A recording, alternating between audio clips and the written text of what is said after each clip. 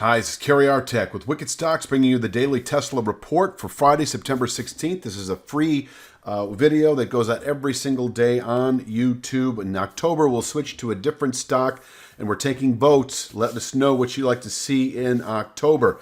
Daily Tesla report. Let's jump to the charts. This is the big picture. Early last week, we tested this long-term channel bottom that springs off the May lows. So it's 3-4 months in the making, able to contain selling through October. As I said when we tested it a week and a half ago, and above which the 336.03 channel top remains a 1 to 2 month target, essentially expected by the end of October or sooner. That sooner looks likely now above the 297 handle support, and I can show that here in part. 297.58. You can see that here's a 3-star support level. I also have I'm kind of coupling it with, probably no need to do this, with the high of the low from this week. In other words, it is, that is the wrong chart. Let me find it. Let's see here. I know it's here. There it is. 297.39 is the high of what is that Tuesday's low, which is the pullback low earlier in the week. So I think it's worth coupling them. It's the slippage factor below 297.58. This is a zone that can contain selling through next week, and above which the 336.03 1 to 2 month target is likely to be realized over the next 2 to 3 weeks. On the way up today, I have all these minor points, but I still have 310.67. which is this longer-term Fibonacci retracement level. I don't know if I show it properly on the other charts. I do not today. I can describe it for you. It goes back to this November high against the May low. 5/8 back up is 310.67, and you can see that once again clearly shown here and represented as this horizontal line. You can see we've yet to close above it. So it's performed well in containing the buying pressures thus far this summer, and if we do close above 310.67, we should,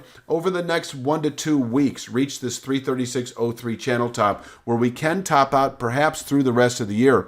On the way up today, if things get really bullish and we push through 310.67 early in the day, we could perhaps by the closing bell reach this steeply ascending rising channel top, 322.76, which I also have weighted as a session containment level. So pushing or opening above 310.67, you should allow for the possibility of 322.76 by the closing bell.